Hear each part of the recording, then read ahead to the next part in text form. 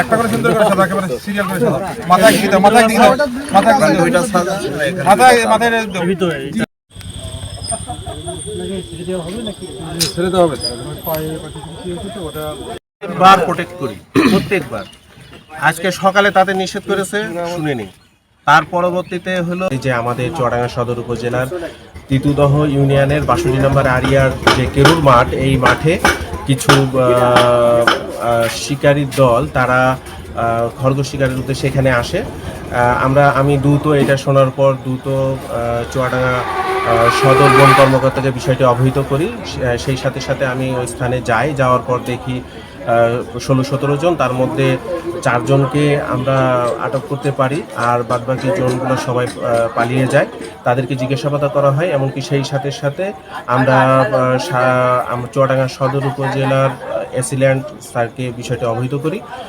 তিনি দ্রুত ঘটনাস্থলে উপস্থিত হয়ে সেখানে ৬টি মৃত খরগোশ ও ৫টি জীবিত খরগোশ উদ্ধার করেন। আমরা জীবিত খরগোশগুলোকে প্রাথমিক চিকিৎসা শেষে সকলের সামনে সেগুলোকে অবমুক্ত করি মাঠে, আর ৫টা যে মৃত খরগোশ থাকে ওইটা সহ ওটা মাটিতে পুঁতে দেওয়া হয়। আর এসিল্যান্ড সেখানে সরকারি বিধিনিষেধ অমান্য করায় তাদেরকে মোবাইল কোর্টের মাধ্যমে ১০ দিনের জেল দিন।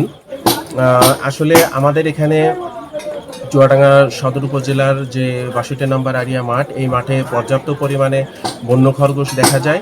আমরা দীর্ঘদিন আমাদের সংগঠন Bangladesh wild life and Nature initiative এই বন্য খরগোশকে সংরক্ষণের বিভিন্ন সময় বিভিন্ন জায়গায় প্রচারণা চালিয়ে আসছি। তারপরেও এখানে তারা এসে এই ধরনের কর্মকাণ্ড করেছে, যেটা আসলেই বন্যপ্রাণী বা বন্যপ্রাণী সংরক্ষণের যে নিয়মটি তোয়াক্কা না করে এই বিষয়টি করেছে। আমরা চাইব যে পরবর্তীতে এই শাস্তিটা আরও নজিরবিহীন শাস্তি হোক, যার ফলে মানুষ যেন এই ধরনের কর্মকাণ্ড থেকে বিরত থাকে।